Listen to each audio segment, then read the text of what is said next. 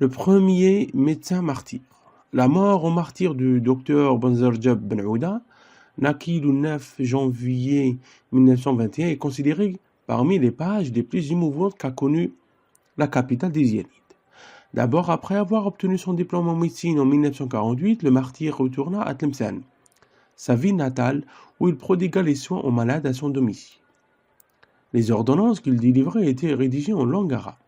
Par ailleurs, il a choisi qu'il profite de son statut de médecin pour se livrer à ses activités révolutionnaires dans le plus grand secret, puisqu'il recevait les moudjahidines à son cabinet en tant que malade et en profitait pour leur communiquer les instructions émanant des instances centrales, de même qu'ils s'empressaient souvent de fournir les secours aux moudjahidines dans les maquis. Enfin, le docteur Banzarjab fit l'acquisition d'une Ronéo à l'aide de laquelle il imprimait et diffusait des documents pour la Révolution. Mais les autorités coloniales découvrirent très rapidement ses activités et il fut arrêté et emprisonné avant d'être exécuté le 16 janvier 1956 au Douar ou al-Tahlima après près de Sebdou. Ainsi, la ville de Tlemcen connut de nombreuses manifestations et marches en réaction massive aux pratiques criminelles des autorités coloniales. Donc, dans ce texte, on essaye de parler d'un personnage, un personnage révolutionnaire. Ça veut dire qu'il a participé à la révolution, ou bien à la guerre d'Algérie. Donc, dans le texte, il y a des mots qui vont vous paraître difficiles, comme prodiguer, ça veut dire donner, émaner, ça veut dire provenir, ça vient d'eux, par exemple. Maquis, ça veut dire la forêt, les révoltes, etc.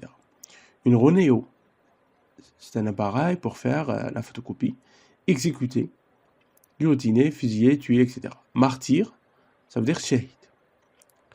Alors, question. Compréhension de l'écrit. Première question, quel est le thème du texte? Deuxième, quel était son métier? Que veut dire la capitale des Zianides? Quel était son rôle dans la révolution algérienne? L'auteur, est-ce qu'il décrit, il explique ou bien il raconte? Choisit la bonne réponse. Cinquième ou bien sixième question, complète le tableau suivant à partir du texte. Vous devez relever la thèse, un connecteur. La thèse, ça veut dire un connecteur, c'est un mot qui organise, etc., les arguments. Et un seul argument comme exemple. Réponds pas vrai ou faux. Saha ou khata. Alors, on regarde les phrases. Banzarjab Ben Ouda obtient son diplôme de médecine en 1942. 2. Elle recevait les moudjahidines dans sa maison. Le docteur avait une imprimante 3D pour imprimer les documents. Donc ici, on répond pas vrai ou faux. Question suivante. Relève du texte 3 mots appartenant au champ lexical du mot guerre. Ça veut dire الحق المعجمي تاع كلمة حرب. On خرج من texte. Regardez cette phrase. Il fut arrêté et emprisonné avant d'être exécuté. Le mot souligné veut dire interpellé, tué ou bien libéré. Question suivante. À quoi renvoient les deux mots soulignés dans le texte? Vous avez il et leur. On va essayer de les voir dans le texte. Alors vous avez il et vous avez leur. Donc essayez de revoir ou bien de lire bien le texte et trouver à quoi renvoient ces deux mots. Question suivante, souligne les propositions subordonnées et identifie leur nature. Première phrase, les ordonnances qu'il délivrait étaient rédigées en langue arabe. Deuxième phrase, on pensait que le docteur profitait de son statut pour aider les moudjahidines. Question suivante, conjugue les verbes en parenthèse au présent du mode qui convient. Ça veut dire, en 4e année, dans le premier projet, nous avons étudié 2 modes. L'indicatif, où il y a le subjonctif, et ça, vous allez lire les 2 phrases et essayer de conjuguer. D'accord? Alors, première phrase, les jeunes générations devoir connaître l'histoire de leur pays.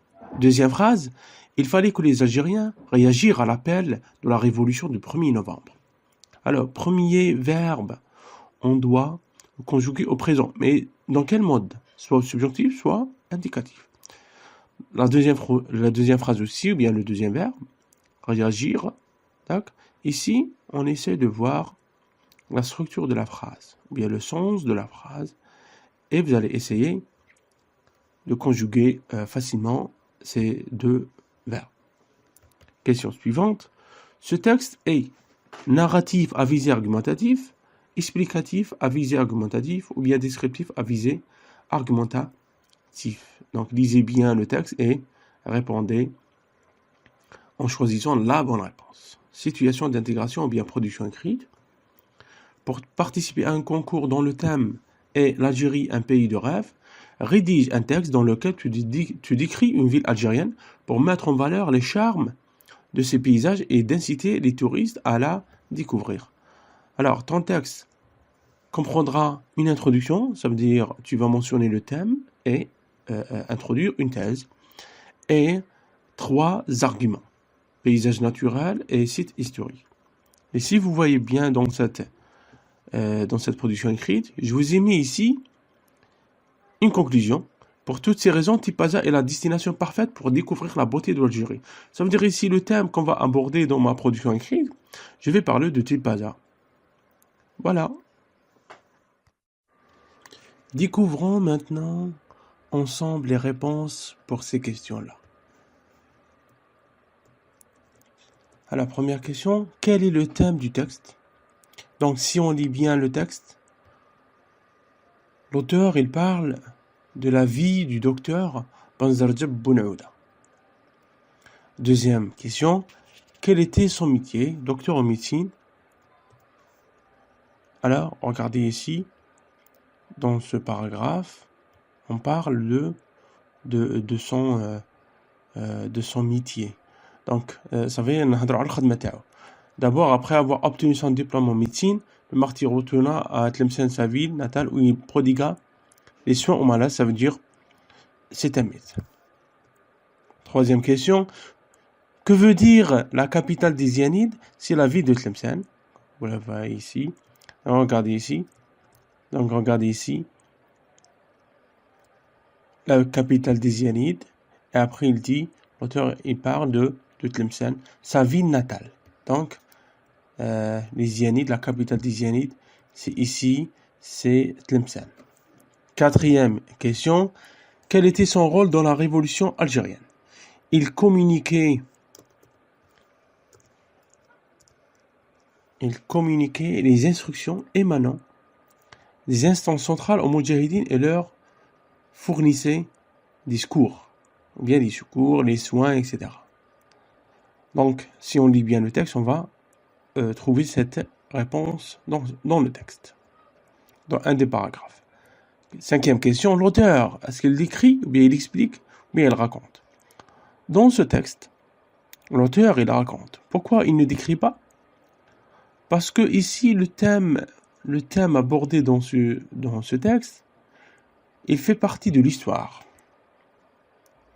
Et l'auteur ici, il utilise une narration pour argumenter, pour démontrer quelque chose. Alors, sixième question, complète le tableau suivant à partir du texte. Donc, la thèse, un connecteur et un argument. Alors, la thèse, vous allez la trouver au début de ce texte, ça veut dire dans l'introduction. La mort en martyr du docteur Banzarjab Bounouda, considérée parmi les pages les plus émouvantes qu'a connues la capitale des Zianides. Un connecteur, on relève, il y a combien de connecteurs dans ce texte? Il y a d'abord, par ailleurs, enfin, voilà, vous avez 3 arguments, donc 3 connecteurs, on essaie de relever un seul. Et un seul argument, il a choisi qu'il profite de son statut de médecin pour se livrer à ses activités révolutionnaires dans le plus grand secret. Donc lorsqu'on vous demande de relever un connecteur, bien un argument, allez directement dans le texte et relevez ce qui est demandé. Réponds pas vrai ou faux. Alors regardez ici, vous avez 3 phrases. Banzarjab Bounouda obtient son diplôme en médecine en 1942. Donc la réponse est faux. C'est en 1948 qu'il a obtenu son diplôme de médecine. Deuxième phrase, il recevait les moudjahidines dans sa maison. C'est faux. Il recevait les moudjahidines dans son cabinet. Troisième phrase, le docteur avait une imprimante 3D pour imprimer les documents. Non, il n'avait pas d'imprimante 3D, mais il avait une Ronéo. C'est un appareil qui imprime les documents pour la Révolution. Une autre question, relève du texte 3 mots appartenant au champ lexical du mot guerre. Alors, lorsque vous allez dire le texte, on va mettre à la texte, on va dire Moudjahidine, maquis, révolution, arrêté, emprisonné. Ça, ici, alors ces mots, ils ont un lien avec le mot guerre. Une autre phrase, ou bien une autre question, il fut arrêté et emprisonné avant d'être exécuté. Le mot souligné veut dire interpellé, ou bien tué, ou bien libéré. Donc, tuer, c'est le synonyme de exécuter. À quoi renvoient les deux mots soulignés dans le texte? Le pronom il renvoie à Bazar Jabnouda, et leur renvoie à mot Moudjahidine dans le texte. Nous allons à la question suivante. Il nous demande de souligner les propositions subordonnées et identifier leur nature. Là, vous avez ici deux phrases. Les ordonnances qu'il délivrait étaient rédigées en langue arabe. Et deuxième, on pensait que le docteur profitait de son statut pour aider les moudjahidines.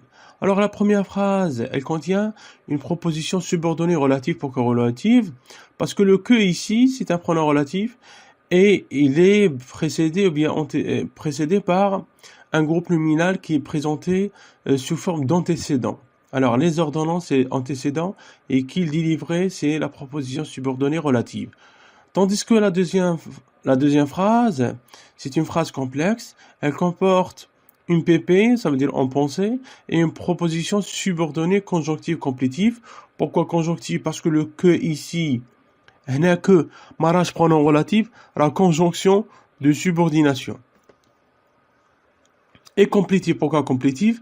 Parce que elle dit que le docteur profite de son statut pour aider, elle a la fonction de COD, donc elle complète le verbe. Nous allons à la question suivante. Conjugue les verbes entre parenthèses au présent du mode qui convient. Donc, la première, le premier verbe, c'est le verbe devoir, on le conjugue au présent de l'indicatif. Et le deuxième, on le conjugue au présent du subjonctif. Pourquoi subjonctif? Parce que ici, on a une phrase impersonnelle et voilà, il fallait que ici, ça exprime une obligation, donc c'est pas nécessairement réalisable, mais voilà, donc ce verbe, il est conjugué au subjonctif présent. Alors, devoir, ça devient doivent, ENT, parce que le sujet ici, ou bien le groupe nominal sujet, ici, il est au pluriel. Et dans le deuxième, le groupe nominal sujet ici, c'est algérien. C'est pas il. On conjugue pas le verbe avec il, parce que il ici, c'est un pronom impersonnel. Il indique aucune personne. Une autre question, ce texte est narratif à visée argumentative, explicatif à visée argumentative ou bien descriptif à visée argumentative. Donc, on répond par narratif à visée argumentative. Donc, l'auteur il utilise la narration